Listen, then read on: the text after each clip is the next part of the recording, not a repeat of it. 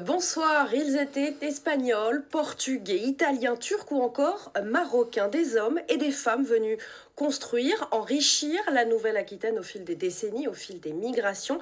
Qu'ils soient réfugiés politiques ou immigrés économiques, tous n'ont pas forcément choisi de quitter leur chez eux d'origine pour cette nouvelle destination. Alors, pourquoi sont-ils arrivés en Aquitaine, en Limousin, en Poitou-Charentes? Comment ont-ils trouvé leur place? Pourquoi leur histoire est notre histoire? Pour y répondre, j'accueille sur ce plateau Gregorio Lazzaro. Vous êtes président de l'association des Espagnols de Charente. Olivier Clochard, géographe chargé de recherche au CNRS et directeur du laboratoire Migrinter à l'université de Poitiers. Johan Iriart, chargé de développement au RAMI, c'est le réseau des acteurs de l'histoire et de la mémoire de l'immigration en Nouvelle-Aquitaine. Et puis, par visio, Marie-Germaine Périgogne, secrétaire de la Fédération des enfants déracinés des Drômes, les départements et régions d'outre-mer. Bienvenue à tous les quatre. Olivier Clochard, d'abord, comment se place la Nouvelle-Aquitaine en termes d'immigration par rapport à d'autres régions si on regarde le XXe siècle? Si on regarde le XXe siècle, la région Nouvelle-Aquitaine n'est pas toujours vue comme une région d'immigration, excepté, je dirais, durant la période des 30 Glorieuses, voire à la fin des années 30, avec l'arrivée des migrés espagnols et portugais. Mais c'est vrai que par rapport à d'autres régions qui ont capté une grande partie de l'immigration, qu'on pense l'Île-de-France, le Nord-Pas-de-Calais ou la région Rhône-Alpes, Provence, Côte d'Azur, là effectivement on a des effectifs qui sont beaucoup plus importants. Néanmoins, on constate quand même au regard du XXe siècle que la région Nouvelle-Aquitaine a capté une grande partie de ces populations immigrées pour travailler dans différents secteurs, que ce soit le secteur de l'automobile, de la fonderie, voire dans l'agriculture. Et donc, effectivement, on constate que la région Nouvelle-Aquitaine est aussi marquée par cette histoire de l'immigration. Il y a des vagues d'arrivées qui se démarquent. Vous avez parlé des Espagnols, des Portugais. Oui, on a dans les années 30, beaucoup de personnes de nationalité italienne sont arrivées, notamment dans la Dordogne, voire dans d'autres régions. On a effectivement, à partir des années 60-70, beaucoup de personnes de nationalité portugaise qui fuyaient le régime lazariste à l'époque et qui sont venues pour y rechercher protection, mais aussi pour y chercher de meilleures conditions d'existence, et notamment Cerizay, qui était un des secteurs qui concentrait un gros groupe automobile comme Liège, et qui a capté une grande partie de cette population immigrée pour venir y travailler. Donc on a effectivement différentes vagues, et puis comme le documentaire l'a montré aussi, de nombreux aussi Laotiens, Vietnamiens et Cambodgiens qui sont arrivés et ont été logés dans différents secteurs de la Nouvelle-Aquitaine. Alors vous avez cité les exilés espagnols. Gregorio Lazzaro, vous êtes issu de cette histoire puisque vos parents ont fui l'Espagne à la fin de la guerre civile, l'arrivée au pouvoir de Franco. Comment sont-ils arrivés jusqu'en Charente et dans quelles conditions? Eh bien, moi j'ai deux histoires. J'ai celle de ma mère et de mon père, bien sûr. Mais mon père est arrivé après, lui. Mais la majorité des Espagnols, ils étaient 1,5 million dans les premiers 15 jours de février 1939 à passer la frontière. Et c'est ce qu'on appelait la retirada. Et donc ce demi-million d'Espagnols est arrivé dans une France qui ne les attendait pas. Et on a été obligé de les répartir un peu partout en France. Donc les premiers, comme c'était à la frontière du Perthus et dans ce sud de la France, on a commencé à les mettre sur la plage parce qu'il n'y avait rien pour les accueillir. Donc placés dans la plage et petit à petit, on a dispatché, on va dire, tous les Espagnols un peu partout en France. Et de là, après plusieurs voyages dans le nord et le sud de la France, ma mère est arrivée donc à Angoulême. Ils sont arrivés par hasard à Angoulême. Et là, ils sont arrivés et on les a mis dans un premier camp à Ruel, sur Touvre. qui est à côté d'Angoulême. Et ensuite, on les a mis dans un deuxième camp, le fameux camp des Alliés. Et voilà, leur arrivée, pour leur arrivée en...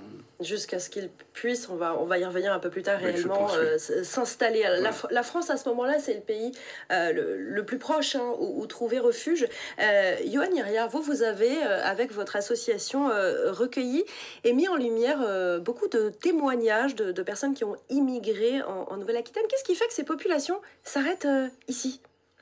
Beaucoup de déterminants. Je pense d'abord à la migration économique, trouver de meilleures conditions de vie, mais il y a aussi bien sûr des conditions qui sont liées à la survie parfois, tout simplement. Donc chercher protection, trouver un refuge, tout simplement. Et bien entendu que de nombreux réfugiés, de nombreuses personnes qui ont fui des guerres, des conditions politiques difficiles, comme ça a été évoqué avec Grégorio et Olivier juste avant, sont venus jusqu'à Bordeaux, mais pas que... Toute la Nouvelle-Aquitaine a été concernée. Le documentaire le montre très bien avec Limoges et les zones rurales, qui ont été aussi des lieux d'accueil pour plein de communautés différentes. Et notre association s'est intéressée à ce type de migration, mais aussi à des migrations qui sont de l'ordre d'une migration culturelle, j'ai envie de dire, où il y a un attrait pour la culture de la région, lié au travail, mais aussi lié à des traits de personnalité qui ont poussé des personnes à s'installer ici. Ce que vous expliquez, c'est que si parfois, vous l'avez dit aussi, on ne choisit pas le lieu où on atterrit, est-ce que pour autant, il y a des réseaux qui se constituent, soit parce qu'on se connaît, soit parce qu'il y a des appels de main-d'œuvre, Olivier Clochard ?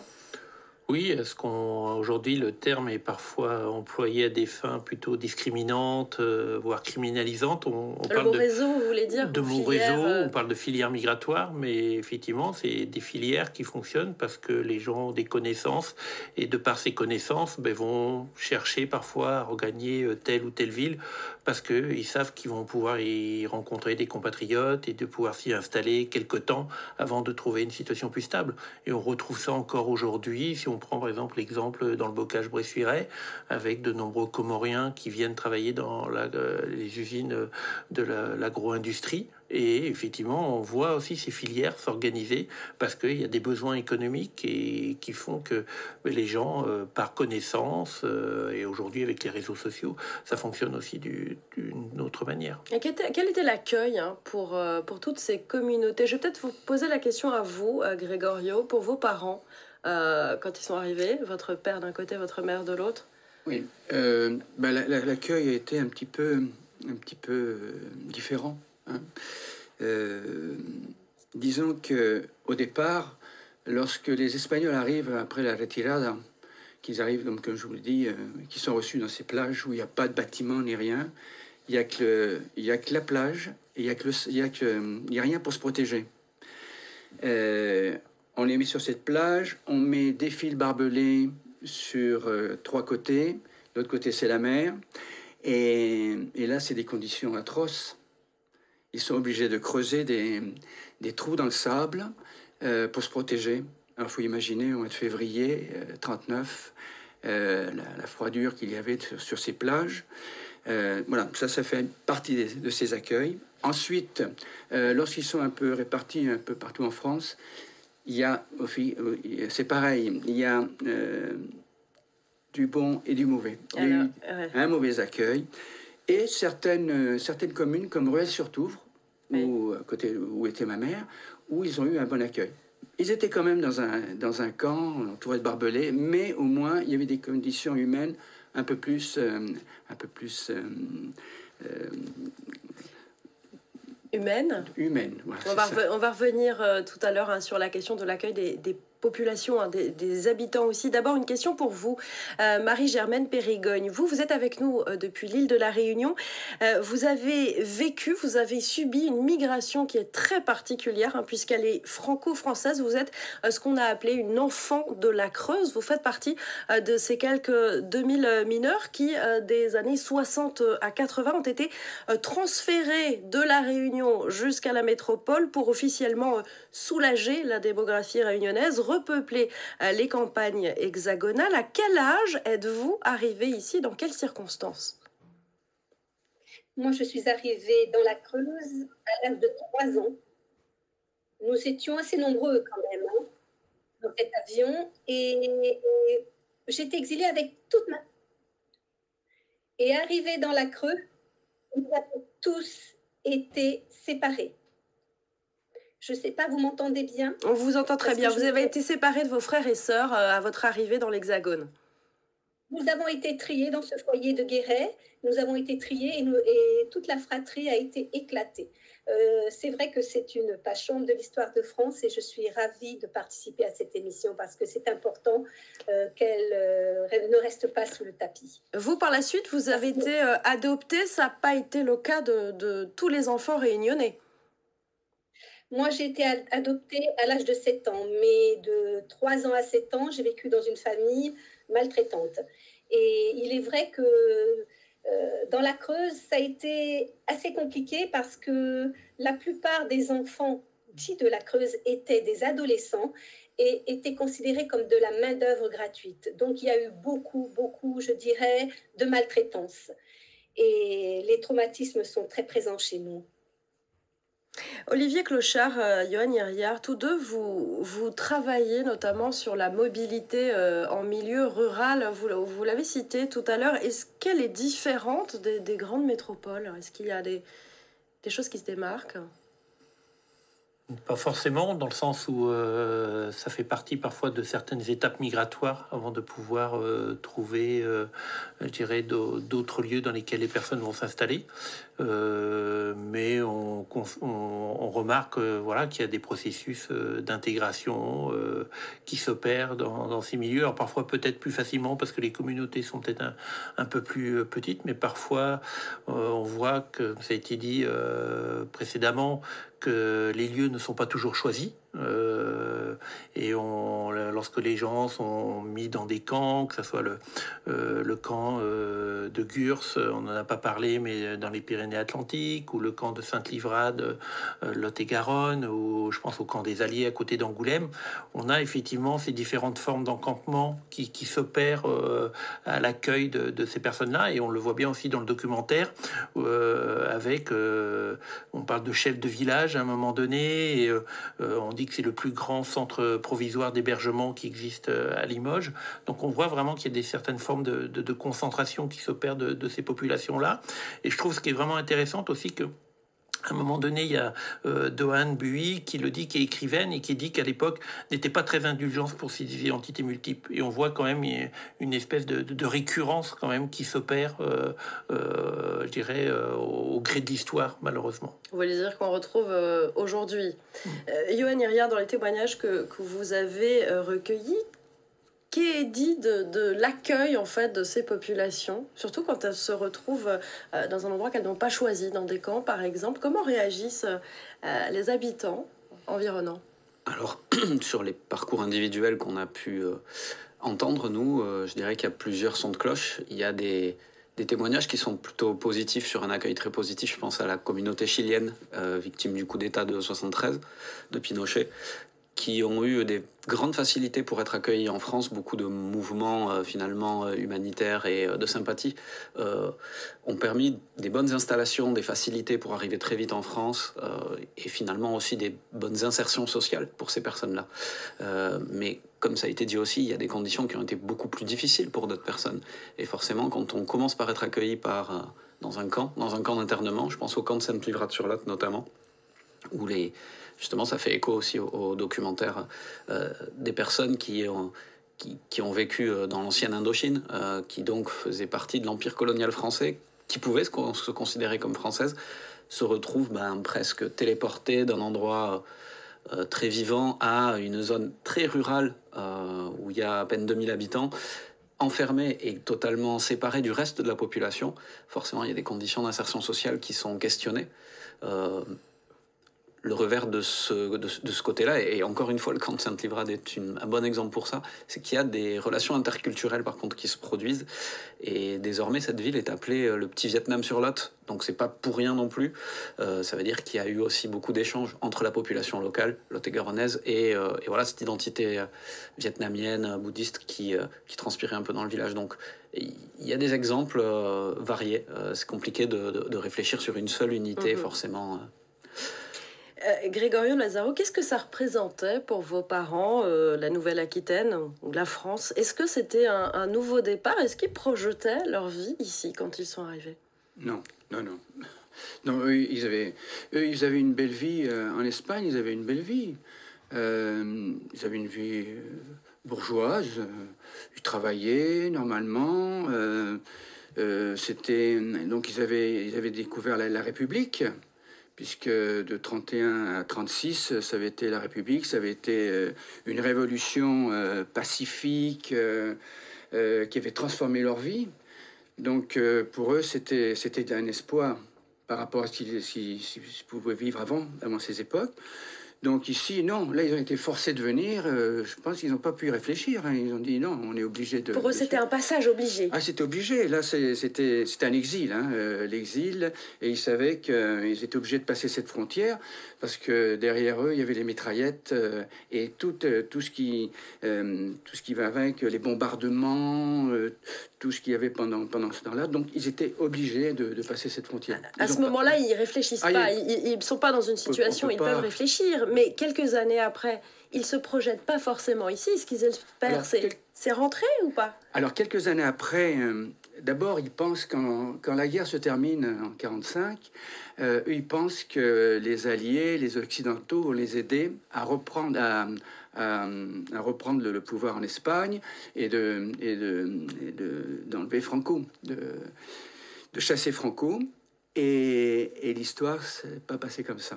Alors finalement, ils ont été obligés de... Et là, quand ils comprennent qu'ils peuvent pas, parce qu'ils étaient prêts, les valises étaient prêtes et tout, mais en 53, déjà, ils se rendent compte qu'il se passe toutes ces choses-là, tous ces mouvements géopolitiques, et ils voient que ça va pas se faire. Et déjà, ils commencent à nous sécuriser, à nous les enfants, et nous, ils nous naturalisent. Et là, déjà, ils pensent que ça ne va pas se passer. Et en 1955, lorsque l'ONU reconnaît Franco, alors là, c'est fini. Et là, ils disent, bon, ben là, on va s'installer là. Hein. Et c'est là qu'ils commencent à bien apprendre le français, parce qu'ils ne voulaient même pas parler français. Ils disent, on va retourner chez nous, c'est pas la peine qu'on s'en mette avec ça. Et là, bon, ben là, oui, là, ils ont dû prendre conscience, parce que moi, je ne me rappelle pas, j'étais petit. Ils ont dû prendre conscience, ça devait être terrible, oui, de dire, on ne va pas pouvoir revenir dans notre pays. Et on va devoir s'intégrer dans ce pays-là. Il va falloir s'intégrer. Et c'est vrai que ça a été difficile, parce qu'ils sont dans un autre pays. Et voilà, donc il y a la chance, il y a les 30 Glorieuses qui sont là, et il y a du travail, et ils peuvent s'incorporer dans ce mouvement de renaissance de la France. Hein. Et voilà, donc ils font leur vie comme ça, et petit à petit, la vie se passe comme ça. Ils pensent toujours que Franco, à un moment donné, il va plus être là, quoi. Hein. Et j'ai mon père qui regardait tous les jours les infos, il avait son appareil radio, il avait la télévision, il avait son journal El Socialista à l'époque et tout. Il pensait, et il était là. Et puis, au fil des années, on arrive en 75 lorsque Franco décède. Eh ben, ils ont plus envie de retourner. C'est trop tard. Parce que leur vie, elle est là. Leur vie elle est là. Nous, on s'est mariés. Moi, je me suis marié avec une Française. On a des enfants qui sont français. Et la famille est là. Donc, ils n'ont plus envie de retourner. La France, c'est désormais leur vie. Oui. On va poser une petite question à Marie-Germaine Périgogne. Vous-même, vous avez donc, de fait, grandi dans la Creuse. Comment se passe votre enfance, votre adolescence? Est-ce qu'à ce moment-là, vous vous sentez creusoise? Comment vous faites votre place dans cet environnement? Vous savez, je vais parler au nom de tous les enfants dits de la Creuse parce que nous étions que des enfants, loin de nos repères, loin de notre famille, loin de notre île, à des milliers de kilomètres. Et je peux vous assurer que ça a été compliqué de s'intégrer. Nous avons vécu le racisme. Il faut, je pense, replacer dans le contexte de l'époque. Dans les années 60, dans la Creuse, c'était voilà, beaucoup de racisme. Ça a été compliqué. Je dirais que l'intégration a été très, très longue, mais il a fallu s'intégrer. De toute façon, on n'avait pas le choix. Moi, je plains surtout les adolescents qui ont vraiment vécu un traumatisme important, qui ont été brisés, qui ont été broyés, puisqu'ils ont quand même vécu bien souvent dans les fermes, considérés comme de la main-d'œuvre gratuite, comme je disais tout à l'heure, et vraiment maltraités. Nous avons des témoignages qui sont terrifiants, inhumains. Et je crois que maintenant, aujourd'hui, il est temps de nous écouter parce que il faut quand même comprendre que nous étions que des enfants, loin de notre famille. Et à savoir qu'aujourd'hui, en 2025, il y a des familles réunionnaises qui recherchent leurs enfants. Et il y a des enfants dits de la Creuse qui recherchent leur famille à La Réunion. Et cette quête... Et beaucoup d'enfants dits de la Creuse aimeraient revenir sur leur île natale et ne sont pas accompagnés, donc c'est compliqué. Justement, cette quête de l'identité, hein, de nos racines, on va y revenir juste après. L'accueil de la part des habitants de la région, de l'autre côté, l'attitude des personnes nouvellement installées, elles sont déterminées par quoi? Est-ce qu'il y a des populations qui se sont mieux insérées que d'autres, Olivier Clochard? On tend à essayer de le faire croire aujourd'hui, enfin on le voit notamment dans le documentaire avec Raphaël Glucksmann qui parle de l'action de son père. C'est vrai qui est importante, mais on a tendance à penser que, au regard des différents propos qui sont tenus, que cette immigration du sud-est asiatique se serait mieux déroulée que celle qui arriverait maintenant. Or, je pense pas. Enfin, comme je l'ai dit tout à l'heure, la période n'était pas aussi indulgente que ça. Et après, je pense que ça demande du temps. Et souvent, aujourd'hui, on a tendance, et notamment dans la période actuelle, depuis quelques années, à vouloir décréter l'intégration de ces personnes-là, d'un claquement de doigts, je dirais. Or, ça demande du temps. On est dans un processus. Et... lorsqu'aujourd'hui on demande à des gens de parler très bien français pour pouvoir estimer qu'ils sont intégrés ou pas, je veux dire, l'intégration, ça passe par autre chose. Enfin, moi j'ai eu à côté de chez moi des familles espagnoles dont les parents ne parlaient pas très bien français et ils étaient très bien intégrés dans la communauté. Donc je pense qu'effectivement là il faut vraiment parler plutôt de processus d'intégration. C'est vraiment des choses sur lesquelles on doit être vigilant, et je pense que c'est vraiment important, quoi. D'autant plus que parfois les choses peuvent être perçues comme un repli sur soi ou communautaire. Alors ça c'est un mot qui est souvent mal employé, alors que c'est nécessaire. C'est nécessaire. Enfin, aujourd'hui, on a des collègues qui travaillent sur l'immigration des Européens dans d'autres pays d'Amérique du Sud, d'Afrique. Eh bien, il y a des regroupements aussi qui se font entre Français, entre Européens, et on leur reproche pas. Et donc, c'est tout à fait entendable que ces personnes se regroupent entre elles, parce qu'il y a un besoin aussi d'échanger. Il y a une certaine forme de nostalgie, et je crois qu'il y a vraiment, on peut avoir deux attachements. Un attachement au pays qui nous a plus ou moins bien accueillis, et un attachement aussi du pays d'où on provient. Oui, ça nous amène justement à la question de l'identité, identité personnelle, d'origine comme néo-aquitaine, qui est parfois empreinte de détresse, comme un jeune homme le dit dans le documentaire. Gregorio Lazzaro, vous êtes né en France, pour autant, vous êtes espagnol, vous êtes français, vous êtes autant l'un que l'autre? Moi, je suis les deux, je suis les deux. Non, je suis les deux. J'ai dans le sang, j'ai du sang espagnol. Ma mère était andalouse, voilà, avec un certain esprit festif. Voilà, mon père basque, avec un autre tempérament. Mais non, moi, je suis français, oui, bien sûr. J'ai toute ma culture, enfin, toute mon éducation scolaire s'est faite ici, mon travail s'est fait ici. Donc, je suis Mais vous oui. présidez une association avec des Espagnols ou des enfants d'exilés espagnols. Alors, Qu'est-ce qu'on vient y chercher? Alors, notre association elle est un peu spéciale parce qu'au départ, cette association avait été montée par nos anciens. Et moi, quand je suis arrivé à la retraite, la présidente de l'époque m'a bien introduit pour que je reprenne cette association que j'avais envie de reprendre. Et c'est vrai que à l'époque, moi j'étais français parce que maintenant on peut avoir la double nationalité. Et j'ai repris une association espagnole alors que j'étais français. Et, et moi, bon, à l'époque, je voulais pas faire de papier parce que moi, les papiers, voilà, on est tous humains, on est tous terriens. Bon, moi, qu'on soit allemand, qu'on soit espagnol. Donc, je voulais pas faire de papier. Et, et donc, j'ai appris cette association. Il a fallu qu'on change les statuts en, en mettant qu'il fallait qu'on pouvait donc introduire des personnalités autres des personnes autres que espagnoles dans cette association. Et à l'heure actuelle, dans notre association, il y a plus de Français que d'Espagnols. Parce que les Français, bon, ils viennent rechercher, oui, ils viennent rechercher un peu notre état d'esprit, ils viennent rechercher un peu notre... La culture? Alors, la culture aussi, puisqu'on fait tous les 2 ans, on fait des semaines culturelles espagnoles.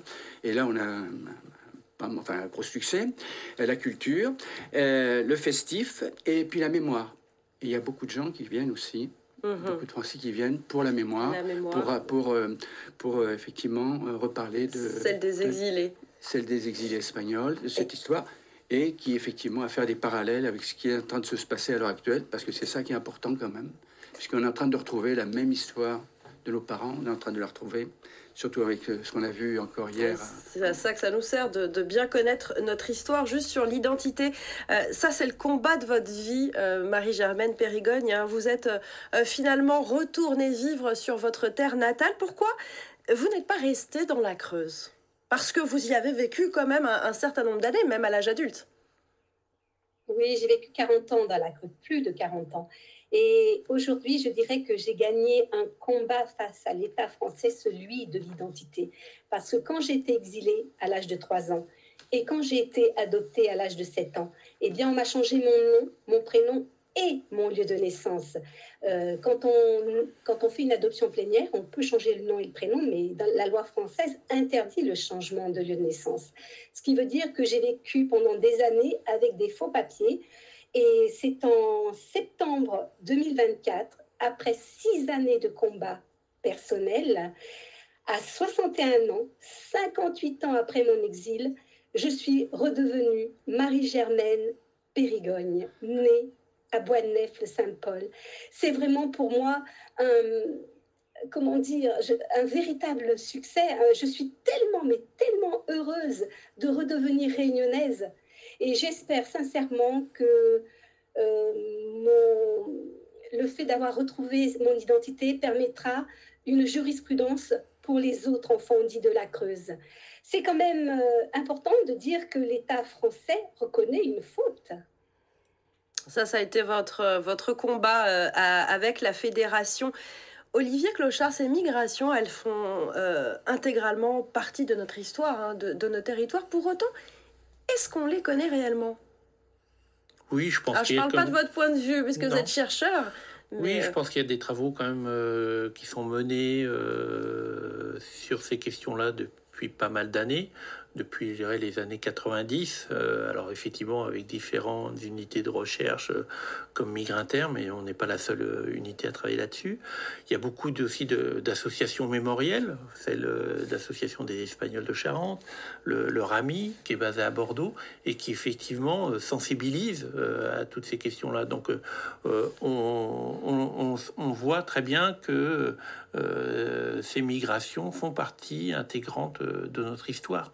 Et ça, aujourd'hui, c'est aspects que certains responsables politiques ou idéologiques tentent de remettre en cause. Or, effectivement, là, je dirais même parfois dans des lieux basés dans des campagnes, eh bien, cette histoire est très marquée. Justement, Yohann Iria, vous travaillez à cette mise en lumière, hein, au partage de ces trajectoires. Pourquoi ? Alors pourquoi ? Parce que le premier constat qui a été fait historiquement, c'était de mettre en lumière, de montrer vraiment les apports de l'immigration à l'histoire locale, à l'histoire régionale, aussi pour rendre visibles des combats, des engagements politiques bien sûr, et cette question de la reconnaissance est très très importante à notre sens, et elle est importante à transmettre aussi. C'est pour ça que un des axes fondamentaux de l'action du RAMI, c'est de travailler avec les collégiens et les lycéens, avec les jeunes en général, et de transmettre ces histoires, de faire transmettre ces histoires pour faire écho à tout ce qui a été dit jusqu'à maintenant, communiquer son identité, se trouver, mais aussi faire découvrir des choses dans certains lieux, à certaines personnes, et bien entendu que faire découvrir notamment une histoire comme celle de Marie-Germaine, c'est essentiel, et c'est... alors... Là, je vais peut-être aller un peu en porte-à-faux. Là, c'est des histoires qui sont moins connues, qui ne sont pas mises sur la place publique, sur la place médiatique, qui ont tout leur intérêt. Elles ne sont pas encore assez traitées, à mon sens, au niveau pédagogique, mais forcément, si je viens vous dire que le RAMI fait des projets pédagogiques, fait des projets en collège et lycée, c'est que c'est de mieux en mieux intégré. Mais ça repose encore une fois beaucoup sur le bon vouloir de certains enseignants, et ce ne sont pas des dynamiques encore collectives qui sont pleinement intégrées au programme, par exemple. Pourtant, ce travail, il a des effets. Vous les voyez sur les jeunes. Ça aide à déconstruire certaines pensées.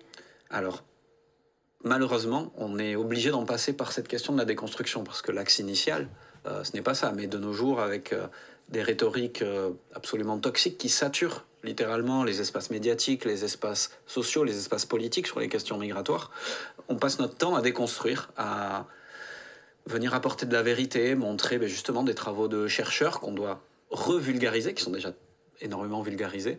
Et nous, on aimerait travailler plus sereinement, ne pas travailler sur ces fake news et montrer des choses réelles et tout simplement démontrer des apports de populations immigrées, remettre l'humain aussi au centre de ces réflexions-là. Et le témoignage en est un excellent biais, un excellent moyen. Donc le but pour nous, en tout cas, final, c'est de démontrer que l'intégration de cette histoire plurielle, de cette histoire de l'altérité, est une histoire totalement intégrée à l'histoire de France, et que finalement, si tout le monde est capable de s'en saisir, il nous semble que c'est déjà un bon moyen de désamorcer beaucoup de discours discriminants, racistes, et peut-être aussi des pensées, tout simplement, liées à tout ça. Vous parliez de certaines histoires méconnues. En ce qui concerne les enfants de la Creuse, Marie-Germaine Périgogne, vous travaillez, je crois, de votre côté, à un espace mémoriel, justement, dédié à cette histoire-là. Oui, c'est vrai que nous travaillons, je suis devenue présidente de la Fédération des enfants déracinés des Drômes, et nous travaillons en collaboration avec la région de Nouvelle-Aquitaine pour qu'un lieu de mémoire et de ressources puisse voir le jour dans la Creuse. Et j'espère sincèrement que 2025 va être une année qui va être, je l'espère, vraiment nous l'espérons tous, une année charnière où ce projet va voir le jour. Et on l'espère aussi. Je vous voyais, Gregorio Lazaro, que vous aviez envie de réagir quand on a parlé à la fois des apports, mais de déconstruire aussi certaines pensées. C'est-à-dire que nous, avec l'association, effectivement, on va aussi dans les lycées et collèges, et on a la chance, c'est qu'on a un support déjà réel, qui est donc ce fameux train des 927, ce premier train de la déportation de la Seconde Guerre mondiale qui est parti dans le Boulême, une histoire qui est très méconnue.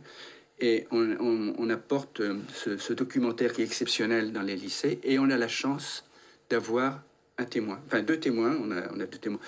Il y en a un qui vient de nous quitter, enfin, était en EHPAD, bref. Donc on a un témoin qui a 94 ans et qui a connu le camp de la Cambolou, qui a connu le camp des Alliés, qui a connu la retirada. Et là, c'est vraiment du réel. Et les élèves sont vraiment imprégnés de l'histoire. Et là, eux, c'est du direct, quoi. C'est du direct. Et à chaque fois, c'est une leçon d'histoire. Les profs nous disent que c'est effectivement, c'est mieux qu'un cours d'histoire. Et les enfants, et ils sont souvent surpris parce que souvent de fois, les gamins qui sont un petit peu turbulents ou choses comme ça, mais ils sont à l'écoute, ils viennent poser des questions, et c'est extraordinaire. Et ça, c'est un de nos principaux travaux, notre principal travail de mémoire dans la commission mémoire de notre association. Et ça, on est vraiment très fiers de ce qu'on fait, parce qu'on apporte quelque chose. Voilà. Donc Je suis absolument d'accord, c'est-à-dire que dès que l'histoire est incarnée pour le jeune public, ça fonctionne tout de suite plus. Et bien entendu que ce travail autour de la mémoire passe par et l'incarnation humaine et les travaux à la fois de chercheurs, mais aussi d'artistes, de la société civile, et bien entendu de la reconnaissance publique. Et c'est pour ça que je félicite Marie-Germaine pour cette reconnaissance que vous avez obtenue, parce qu'elle est importante et elle n'est pas facile à obtenir. Alors avant d'arriver au terme de cette émission, ça approche, j'aimerais rebondir sur cette notion d'apport que vous avez évoquée. Il y a des apports aussi très concrets dans notre société néo-aquitaine qui ont été apportés par d'autres populations, lesquelles par exemple? Je pense que vous en avez peut-être en tête, Johan. Oui, il y a la vague d'immigration italienne dans le Lot-et-Garonne et en Dordogne qui a beaucoup apporté à l'industrie agricole, et pas que de la main-d'œuvre. Ça a été aussi des techniques, ça a été des méthodes. Il y a bien entendu, côté espagnol, quelqu'un qui a beaucoup travaillé sur l'architecture et les arts à Bordeaux, Goya, qui est célébré, je crois, en ce moment d'ailleurs par la ville. Donc il y a énormément de personnes immigrées et étrangères qui ont apporté sur d'autres pans que sur le développement économique pur avec la main-d'œuvre. C'est vraiment aussi des intellectuels et des artistes. Grégorio Lazaro, je vais vous laisser les derniers mots. Un apport essentiel des Espagnols ici en Nouvelle-Aquitaine? Eh bien oui, ça a été un apport, parce qu'effectivement, ça a été un apport culturel, comme tu viens de le dire. Un apport... Si vous en gardiez un, on arrive à la fin. Un apport. Un apport festif. La fête, l'esprit festif, et ben c'est ce qu'on va retenir. Merci beaucoup, merci à tous les quatre d'avoir participé à cette émission, que ce soit sur ce plateau ou à des milliers de kilomètres. C'est la fin de ce débat doc. Merci de nous avoir suivis. À très bientôt pour un nouveau numéro.